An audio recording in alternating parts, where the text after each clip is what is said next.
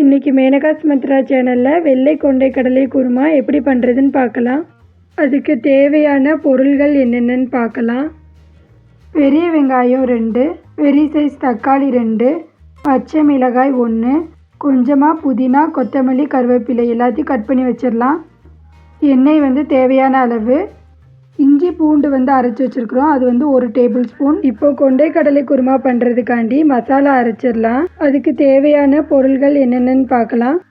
ஒரு பவுலில் அரை மூடி திருவின தேங்காய் எடுத்து வச்சுருக்குறோம்.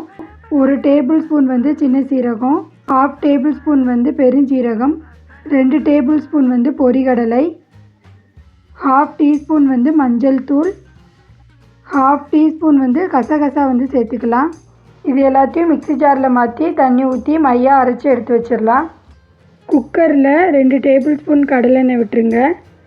அதில் நம்ம கட் பண்ணி வச்சுருக்கிற பச்சை மிளகாய், பெரிய வெங்காயம் சேர்த்துக்கலாம். வெங்காயம் சேர்த்துட்டு 2 நிமிஷம் வதக்கிக்கலாம். இப்போ கருவேப்பிலை இதில் ஆட் பண்ண போகிறோம். வெங்காயம் வதங்கினதும் நம்ம கட் பண்ணி வச்சுருக்கிற தக்காளியை இதில் சேர்த்துக்கலாம். இந்த டிஷ்ஷுக்கு தேவையான உப்பு, 1 டேபிள் ஸ்பூன் இஞ்சி பூண்டு விழுது. இஞ்சி பூண்டோட ஸ்மெல் போகிற வரைக்கும் நம்ம வதக்கிக்கலாம். இஞ்சி பூண்டோட ஸ்மெல் போன பிறகு 1/2 teaspoon garam masala, 1/2 table spoon மல்லித்தூள், 1 டேபிள் ஸ்பூன் மிளகாய் தூள் எல்லாத்தையும் இதில் சேர்த்துட்டு ஸ்டவ்வை லோ ஃப்ளேமில் வச்சுட்டு மசாலா வாடை போகிற வரைக்கும் நம்ம வதக்கிக்கலாம். 2 நிமிஷம் கழித்து நம்ம வேக வச்சுருக்கிற கொண்டைக்கடலை இந்த குக்கரில் சேர்க்க போகிறோம். இந்த கொண்டைக்கடலையை 8 மணி நேரம் ஊற வச்சுட்டு குக்கரில் 4 விசில் வச்சு எடுத்து வச்சுருக்குறோம்.